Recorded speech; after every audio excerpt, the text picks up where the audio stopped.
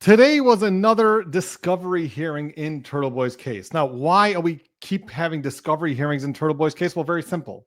Because the discovery, all the automatic discovery, which is discovery that the prosecutor should have to turn over without any sort of request, without any sort of motion or nothing. These are the things that the prosecutor is required to turn over without being prompted to. This is just part of their obligations as a prosecutor. Well, that was supposed to be done over a year ago, or about a year ago, at the pretrial conference. But still, they are still fighting to get these documents. A lot of them would be considered automatic discovery, exculpatory documents, things like that. So there may be some other classifications of these documents which could also require motions. Okay, fine. But still, they keep filing motions and we keep going to these hearings, and all we keep hearing is, we'll get it next time. We'll get it next time. Okay, let's get another date. Give us some more time. That's what we keep hearing. And this is where it gets tiresome after a certain point. Now, you'll remember what happened at last hearing. At the last hearing with Turtleboy, there was a proclamation by the prosecution that we are turning over 5,000 documents of discovery. Okay, great. We're going to find a lot of information in there, aren't we? Probably some of them exculpatory. Well, then what happens is that actually 4,000 of them were blank, and then a lot of the other documents were redacted. So after everything, they got around 200 documents. So that's a joke. And if you are a prosecutor saying in open court, declaring that we are giving the other side 5,000 documents of discovery, and then 4,000 of them are blank, that is a real problem. Okay. And some judges would definitely consider sanctions in that scenario. So we're going to kind of come back with that because the hearing was a little bit all over the place. They would start talking about one thing, then talk about another thing, then bring in another topic. So we'll try to keep this all in order for all of you to understand what exactly happened today. So the first thing is that the defense attorney for Timothy Bradel for Turtleboy. So what he first of all said is that, Your Honor, I just want to make it very clear that we've been filing motions to compel. We keep having to come back, and that's important to let the judge know this isn't just the first motion to compel. We keep having to do this, and the same result happens. So again, the automatic discovery deadline was over a year ago at the pretrial conference. That's when you're required to turn over all of this information. We're still fighting for it. Okay, so then getting onto the 4,000 blank pages, what's happening with that is that now the prosecution actually wants them to return the thumb drive that they were given over in discovery. So just, do you mind just giving us back that thumb drive? Now that we've turned it over to you in discovery, now just give it back to us. Well, they said, well, we have a little problem with that because the last time we went through that, guess what? We didn't get it back. So this happened with Gittani, with Lindsay Gittani's extraction, which they still haven't gotten back. And this is where there was some argument that came in the beginning of, then came later in the hearing. So this is where you got to put the pieces together. But what the argument was is that the prosecution said, well, there were some motions filed with Judge Krupp, and therefore the Judge Krupp ordered that thumb drive be returned to the prosecution, and there was some sort of violation because Turtleboy was going on his channel and he was saying, talking about what Lindsay Gittani was looking through his phone, and this is a number that she calls all the time. Let's call that number and let's see what she was ordering in DoorDash. So they had to go back, and I guess there's some reason that they went back to redact it. Well, they haven't gotten the redacted version of that extraction. So we want that redacted version of the extraction, even though we had it initially and we were able to review it and we were able to see everything and make notes about it. But still, this is what the point that Timothy Bradel made, is that even if Cosgrove was trying to argue that, well, you already saw it for 9 months, what do you need the actual text message? What do you need those actual documents? You looked at it, reviewed it, you're able to use it for whatever reason you need. Well, the response to that is that we still need it as evidence. But we're going to trial. We have to prepare for trial. What is our evidence? Well, the evidence is not our notes. That's work product. That's not going to be admitted as evidence. We need the actual text messages. We need the extraction. And if you want to redact certain parts because you think that Turtleboy is going to talk about her DoorDash deliveries, okay, fine. So redact and give it back. But we haven't gotten it. And I was told July 9th, 2024, that I was going to get the USB back, the thumb drive, and I didn't get it. So we're a little hesitant before we start just returning thumb drives to the prosecution. Okay. Then there was some discussion about the Brady list. When's the Brady list going to be submitted? And the judge said, okay, it has to be submitted by September 3rd. We'll see if that happens. And then they moved on to the Morrissey emails with civilian witnesses. They want access to those. Again, this is Turtleboy's team. They want access. They want to see who Morrissey was talking about, who he was conversing with in these emails, burner emails, regular emails. They want to know what he was talking about with different people, different civilian witnesses. And the prosecution's response to that was, well, there's we were not required to turn over all of the emails, only the ones that are exculpatory, and the only thing that we're required under Rule 14 is the statements of witnesses, not necessarily the emails. Okay, so kind of dodging around, saying, oh, technically the email wouldn't be discoverable, but it's the statement that's discoverable, and things like that. But then it turned out that the DA, even though we have a special prosecutor here, Cosgrove, the DA's office, the one that employs him, released, pursuant to a FOIA request, released a lot of these emails that we've been seeing online. So these 4,000 emails that we want as a form of discovery in our case, the DA is busy releasing them based on a FOIA request. And here we are in our case, and we have a criminal defendant here who has all these constitutional rights, and we're not getting it. You see the problem here? That's a big problem. So at the very least, we should get whatever you're giving over to the entire public. So that's one issue. So he asked Cosgrove, he's like, okay, so what's going on with this? Are they turning it over to the public or they're not? So his excuse for this was, well, I'm a special prosecutor. So special prosecutors, we don't always work in the same office as a DA. So therefore, we don't always know what's going on in the DA's office. That, for example, if they're releasing 4,000 documents that are related to my case and relevant to my case, I wouldn't know about that. How am I supposed to know about that? Like, you think there's any sort of communication between the special prosecutor and the DA's office who are paying our bills? You think there's any sort of communication there when we're supposed to be working together on a case? Yeah, we do think so. And to say that you don't know what's going on with the DA, that the DA is actually documents that are very relevant to your case and perhaps exculpatory in your case, and you don't know about it, even though you're a special prosecutor and don't work out of a office in the building, there's no communication there? Like, is this just another thing that Massachusetts has that no other place has? There's the communication is so bad that thousands of documents that are relevant to your case, that they're hiring you and paying you a lot of money, a special prosecutor, to prosecute this case, and they're not letting you know about this? Like, is it that bad there? But that was his excuse.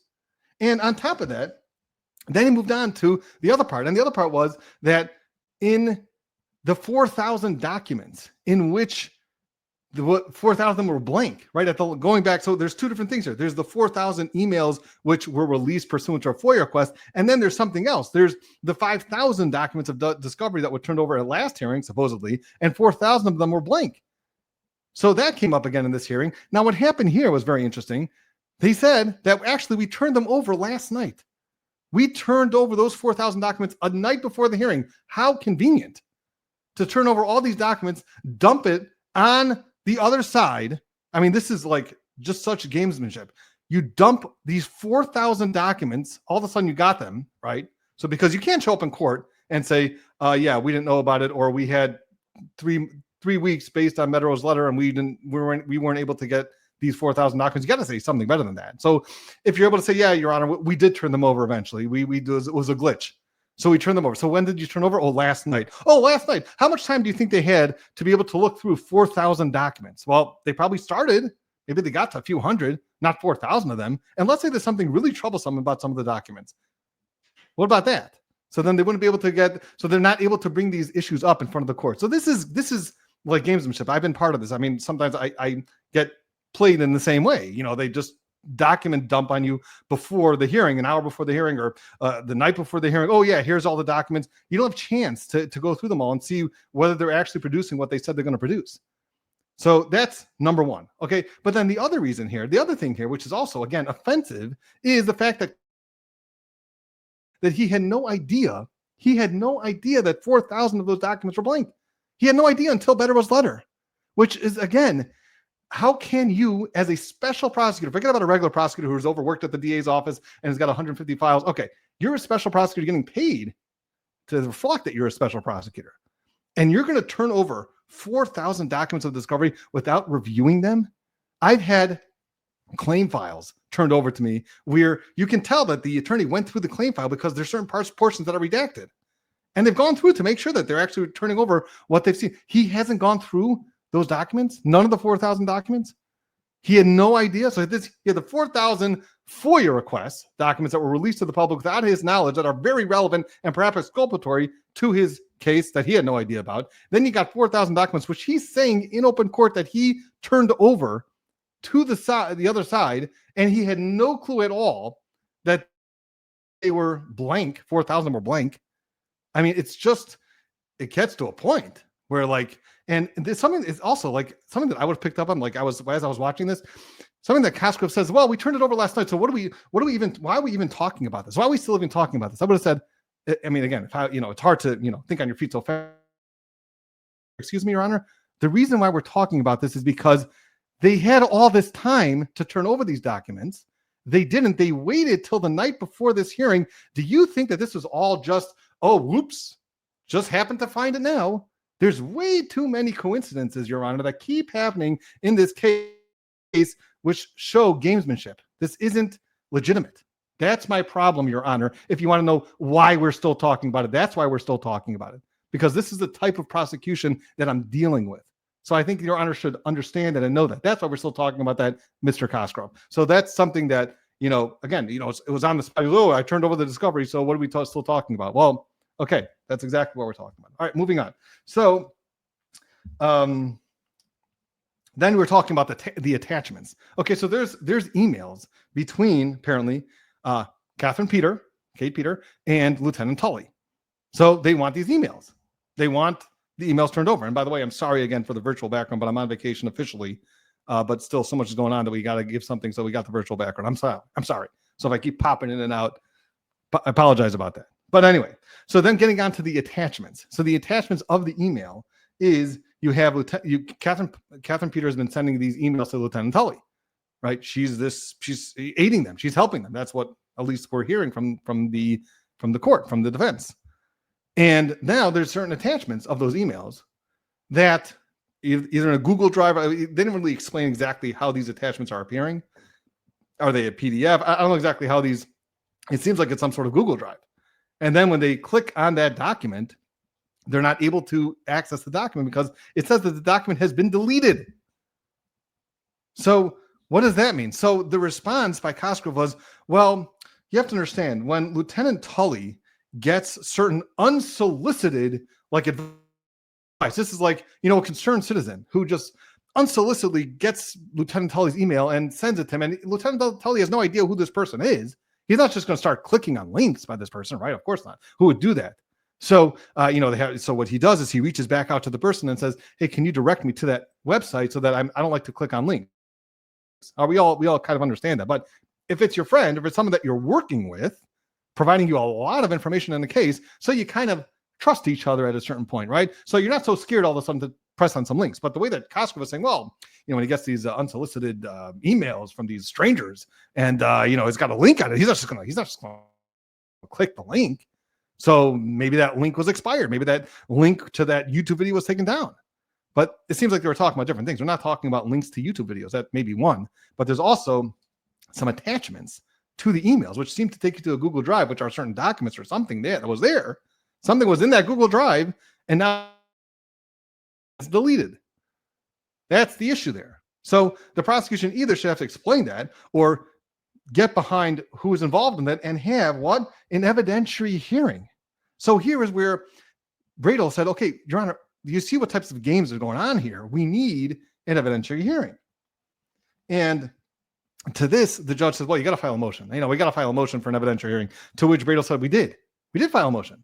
It's being held in abeyance. Like we did file this, which has to do with the disqualification, I think, of Mello or something. So we did request an evidentiary hearing that has to do with a lot of these same issues. Let's have it. Let's have that evidentiary hearing. Let's get Catherine Peter on the stand. Let's get all these people on the stand and try to figure out what's going on over here. What the relationship was. Is this this a civilian witness who's working with the police? What exactly is her capacity here? What's her relationship with the police? Things like that. And then also on top of that, he started talking about this incredible piece of information. I mean, think about this. If this actually comes out in a trial, right? You have someone who is their star witness, apparently. Right? You got Kate Peter, who's their star witness, who's, this is according to the defense, this is what's going on, that she's feeding them all this information, all this negative stuff about Turtleboy because they have their personal spat or whatever. And they had a falling out and they used to work together, whatever. So she's their star witness and she's their star informant or whatever you want to call her. And she obviously has a personal animus against him, which is like red flag, like in your face, flagging in your face, like every single day. This is a person that hates another person So what do you think? Are you going to be getting such accurate information from this person? Is this person not going to try to embellish certain things or change certain things? Well, then it turns out that actually, and this is what we just heard today from the defense, that she was changing the titles to make it look a lot worse. And in fact, this is also what came out today. This came out today that not only did she change the titles, but she told Lieutenant Tully that she is changing the titles to make it look worse. And then that was presented to the grand jury. Do I hear a motion to dismiss coming very soon? I don't know if it's going to come very soon, but that definitely sounds to me like the grand jury was tainted and it was an unfair grand jury, if that's actually what happened. And that's why, Your Honor, we need an evidentiary hearing. So these are very important issues, and they should have an evidentiary hearing for these issues. If this is what was really going on, that the titles were being changed by Catherine Peter to make it look a lot worse for Turtleboy, and then that was presented to the grand jury, that's really problematic there. Aside from the other problems that if the detectives are using Catherine Peter as their star witness, who is this, everyone knows that she is the antagonist for Aiden Kearney, Turtleboy. So then you know that there's some problems there. And this is going to be your star witness. Okay, so there's a lot of issues that have to be uncovered through this evidentiary hearing. And he said, we did file a motion for it, so I'm not sure what we're waiting for. Let's just grant it and let's get this going. But that is another part that came up today. So moving on, there was, they're talking about the impoundment issue. Now, this is the issue that actually in last hearing, Mark Betterow argued. Apparently, he was not there at this hearing. He didn't argue at all today. And this is what he argued at last hearing, that all this information that they're getting, all these documents should be unimpounded, released for protective order. And Turtleboy should be able to talk about it. Why should everybody else be able to talk about it, not Turtleboy? So a lot of this information, from the 4,000 documents that were released to the public as a result of the FOIA request, the same way that everybody else gets to talk about them, well, then Turtleboy should also be able to talk about them, right? Why is it fair? So to that, actually, Cosgrove says, yeah, well, if you're able to show to me those 4,000 documents that everybody else is allowed to talk about, then yeah, we'll definitely release them from the protective order, but everything else should stay within the protective order. Because why? Because what he does, he goes onto his YouTube channel, he starts, talking about this and talking about the witnesses. So, and to this, the response was, okay, so what? Yeah, he does that. So what? There's something called the First Amendment in this country, isn't there? So unless he's doing something illegal, which, they always cite safety. What's the safety? Is Michael Proctor concerned for safety now because Turtleboy's going to say something now? All of a sudden now, Michael Proctor has something to be nervous about for his safety. After the past 2-3 years, he's not concerned anymore. But now he is more concerned. Turtleboy didn't say enough in the past 2 years. All of a sudden now, whatever he's going to be saying now is going to be worse. He's going to be concerned about his safety when he's doing public interviews, national interviews. Is that what we're nervous about? Or any of the Alberts McCabe's who also sat down for interviews and everything that the public has already heard from Turtleboy? And I think now is going to be so much different. This is not a safety issue. Let's stop playing the game. This is because you don't want there to be a certain embarrassment. You don't want certain witnesses to feel uncomfortable. Okay, but that's not a reason to trample on the First Amendment. Yeah, the First Amendment still has some meaning here. So let's protect the First Amendment. It's an important one. It's the first one, after all. All right. And then he even talks about this episode 795 about Cosgrove. Like, this is where, does this have something to do with what you're talking about? Like, he's talking about you as a prosecutor and saying that, and he even said that everything that Cosgrove, he quoted, Cosgrove quoted Turtleboy talking about him on episode 795, which I haven't seen, but he quotes Turtleboy saying that whatever Cosgrove is nervous or thinks I'm going to do, that's exactly what I'm going to do. Okay. Yeah. So what? Is there something that you said he's not, that he's going to do that's illegal? That's a reason that is not protected by the First Amendment. Like, can you explain a little bit more? Or is that where your argument ends? Whatever I said, he's going to do this. And he said, yeah, he is going to do that. Okay. So what? Is there something that's illegal there? Did you identify a legal issue there? Like, what's the legal argument there, which I didn't hear today? So, and then he showed him some other posts that he made within the past 24 hours. I'm not exactly sure what post he's talking about. He's talking about the Joel Waldman's issue that he's having now with Turtleboy. Is that what he's talking about? He shows something to the judge. And And then he talks about how some of the witnesses, because when Turtleboy gets on the show and some of the witnesses say that they get these anonymous threatening phone calls, which can't be verified in any way. So so these, but that's what witnesses are complaining about. They complain to the DA. Not that they would make anything up, not that the Alberts or McCabe's would make anything up. I mean, they wouldn't do anything like that, especially when it comes to Turtleboy. I mean, they wouldn't do that. We take their word for it that they're getting anonymous threatening phone calls because of what Turtleboy's doing on his channel. I'm sure that's true. And for all these reasons, this is why Cosgrove is saying that the impoundment and the protective order should still be in force, and Turtleboy should not be able to talk about some of the documents that he's got, which is when you're dealing with the First Amendment, I think you should be very, very careful with this, restricting someone's speech. Then moving on, so. He said something about the next thing was the mellow emails with Kate Peter. So now there's some mellow emails with Kate Peter that they also feel that they have not gotten. Now Cosgrove says, yeah, we turned everything over. They have all the emails between Cosgrove and between Mello and Kate Peter. That's what he said. But the problem with that is the following: is that some of these emails are prompted. At least this is how I followed the argument by Bradel. Some of these emails have to do with follow-up to certain text messages or text conversations. And what's interesting is that Bradel pointed out is that you'll have, like, they've seen these text message conversations about something like an important topic, and then they just get one email about it. Like in the discovery, so they get some of the text messages which show like they're talking about something pretty hot and steamy, and now you get like one email on the topic. Like you think that's the only email? There's never been any more emails. And this is where it gets even more interesting, is that there were certain, this is what he said. Again, I'm just repeating what Bradel said. I'm not repeating this as fact. This is just what Bradel said in the hearing today. He said that there were these text messages on these groups with like Michael Proctor. And for example, in one of those text messages, Michael Proctor says, why don't you just arrest him? Okay. So again, we don't know the entire context of the conversations. But there's text messages like that, and then there's one follow-up email. And then on top of that, you have what he said is that we have Kate Peter who's posting about the entirety of the text message conversation. And in Discovery, they don't have the entirety of the text message conversation. So what was turned over in Discovery is like, let's say 3 text messages. But then Kate Peter, again, according to Bradel, is posting a whole bunch of back and forth with those text messages that they didn't get in Discovery. So we went all of it. And in fact, it turns out in Celebrate, you can do that. In Celebrate, you can click a certain box or whatever on the Celebrate system with the software where it's not going to give you all of the text messages. It's going to look like they're giving you all the text messages, but it's not. So again, this is a lot of games that they feel, which is also a very strong reason why there should be an evidentiary hearing.